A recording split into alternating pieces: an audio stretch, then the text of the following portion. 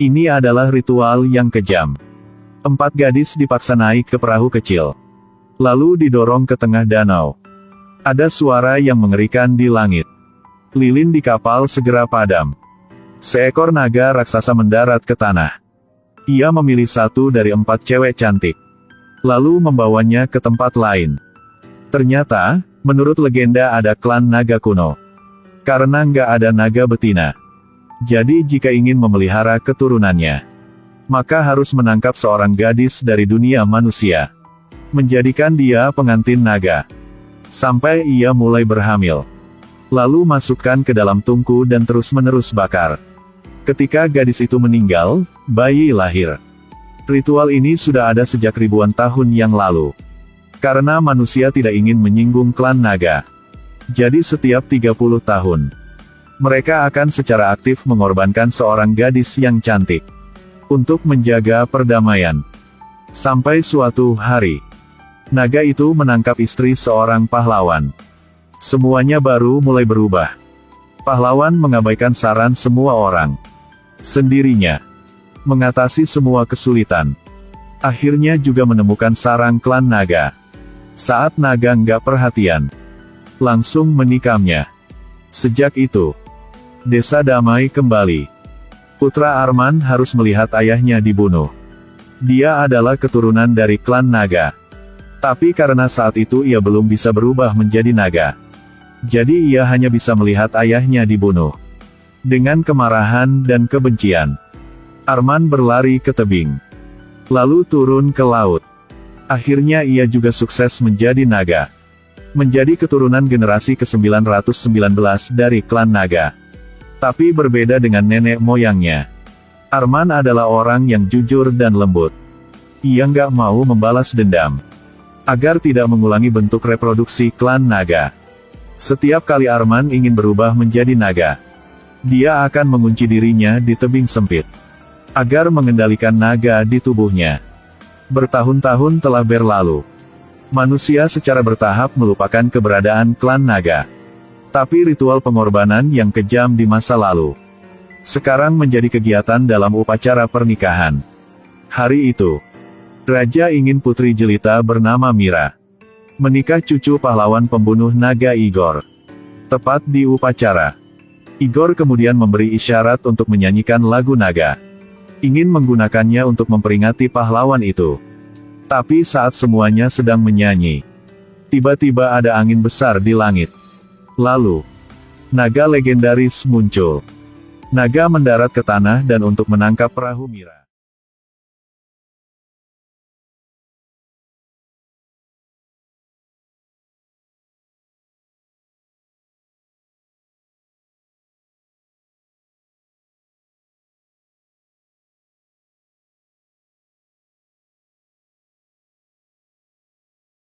Yang tampan. Dia ingin memberikan obat untuk Mira. Tepat ketika mereka hendak berjabat tangan. Kemudian sesuatu yang tidak terduga terjadi.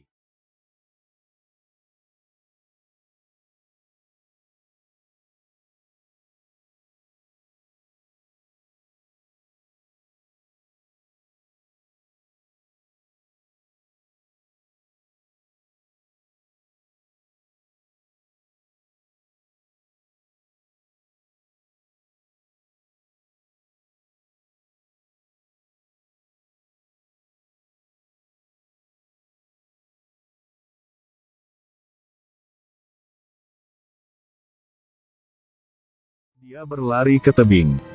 Tapi orang yang keluar dari gua adalah pria tadi. Saat ini, Mira menyadari. Ia adalah naga. Dalam marah Mira terpeleset dan jatuh. Jatuh dari ketinggian ribuan kaki. Ini adalah tempat pemakaman klan naga. Terbentuk dari kerangka zaman kuno yang tak terhitung jumlahnya. Sekaligus, itu juga merupakan kediaman keturunan naga. Di pulau, ada pria yang tampan. Dia adalah putra naga dan manusia. Karena mau menjaga Mira, Arman segera menjadikan naga. Tepat ketika Mira jatuh dari tebing, maka Arman membantunya. Untungnya, Mira masih hidup. Tapi Arman terluka sehingga dia koma. Mira bermaksud mengambil kesempatan ini untuk membunuh naga itu. Tapi ialah orang yang menyelamatkan hidupnya. Setelah pikir, Mira memutuskan untuk menyerah pada ide itu. Dia menarik Arman ke darat, lalu membantunya menerapkan obat. Ia meletakkan tangannya di perut Arman, membantunya tidur. Sampai malam, Mira menggigil oleh angin laut. Agar tetap hangat, dia hanya bisa mengandalkan ke tubuh Arman. Keesokan harinya, saat bangun, Mira menemukan ada selimut di tubuhnya. Di sampingnya ada sekantong buah segar. Dan Arman sekarang sedang memancing ikan di laut. Ia nggak tahu Mira bangun. Mira melihat Arman maka berlari ke tempatnya. Karena ia tahu pria ini baik. Jadi ia berani memohonnya untuk membantunya pulang ke kampung. Tapi ia berkata, ia tak bisa lakukan apapun. Karena dia adalah persilangan antara naga dan manusia. Jadi tubuhnya memiliki darah naga.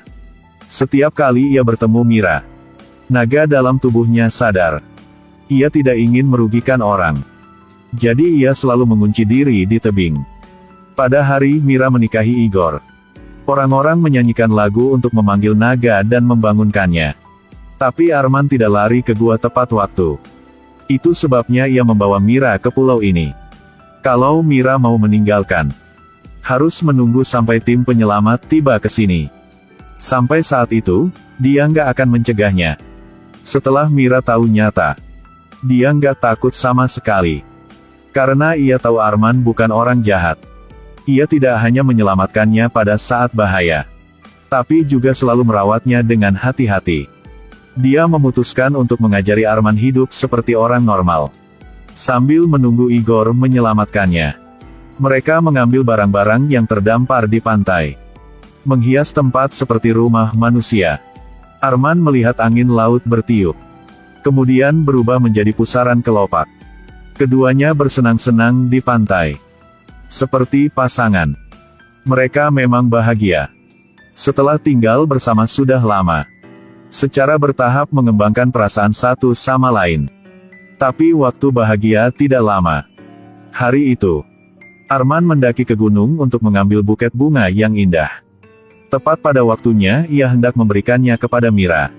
Dua batu tiba-tiba jatuh ke tanah.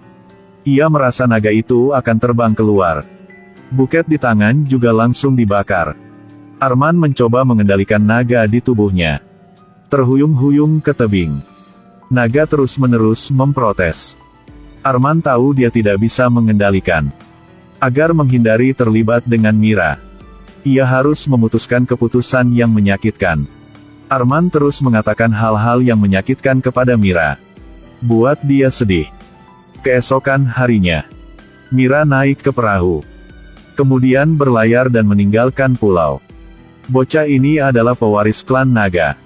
Ketika dia berumur 5 tahun, dia menyaksikan pembunuhan ayahnya. Ia marah banget. Lalu melompat dari tebing setinggi ribuan kaki. Langsung berubah menjadi naga. Sekarang ia mencintai gadis manusia. Setelah gadis itu meninggalkan pulau, ia sepertinya telah kehilangan makna hidup. Jadi Arman datang ke tebing lagi, mau bunuh diri. Tepat saat ini, naga dalam tubuhnya sadar lagi. Karena ingin mencegah dirinya berubah menjadi naga, Arman memainkan musik yang Mira ajarkan padanya. Di sisi lain, perahu Mira ditemukan oleh tim penyelamat. Ia bisa pulang ke kampung. Upacara pernikahan yang belum selesai dengan Igor juga telah diadakan ulang. Dengan berkah dan dukungan semua orang, Mira memakai gaun pengantinnya lagi. Setelah naik ke perahu kecil, upacara pernikahan resmi dimulai. Igor berdiri di sini menggunakan tali untuk menarik Mira. Tepat waktu ini, sang putri sama sekali tidak bahagia. Di kepalanya hanya muncul gambar saat ia bersenang-senang dengan Arman di pulau. Ia ingat tentang apa yang ayahnya katakan sebelum pernikahan. Kamu harus mendengarkan diri sendiri. Harus bersama orang yang paling kamu cintai. Akhirnya, Mira tidak bisa membohongi dirinya sendiri lagi. Dia tahu ia telah mencintai Arman. Di tengah perahu, Mira perlahan berdiri. Lalu lepaskan tali yang terikat pada perahu. Semua orang tercengang. Mira mengangkat suaranya untuk menyanyikan lagu untuk memanggil naga. Tapi setelah menyanyi, maka Arman belum muncul. Ketika sang putri merasa paling putus asa, kemudian kepingan salju tiba-tiba jatuh dari langit. Lalu, adalah auman naga. Mira menyambut Arman. Sekarang wajahnya penuh dengan kebahagiaan. Igor sangat marah jadi dia menggunakan senjata untuk menyerang. Semua orang mencegahnya tapi nggak bisa. Lalu, naga membawa sang putri ke tempat yang jauh. Raja melihat adegan itu. Ia berharap anaknya akan bahagia. Karena dia tahu putrinya telah memilih untuk mengikuti cinta. Ini adalah kali dua Arman membawa Mira ke pulau. Ia hilang mengendalikan. Langsung melemparkannya ke altar. Sementara ritual pembakaran akan segera dimulai. Mira tiba-tiba memeluk Arman dengan erat. Setelah memberinya ciuman penuh gairah, membuat Arman jatuh cinta. Dengan menghibur dari Mira, Arman mulai tenang. Dua orang hanya duduk bersebelahan. Di akhir film, metode pemulihan naga yang kejam adalah sesuatu dari masa lalu. Sekarang mereka lahir dua putri naga. Musang kecil menjadi pengasuh bayi perempuan.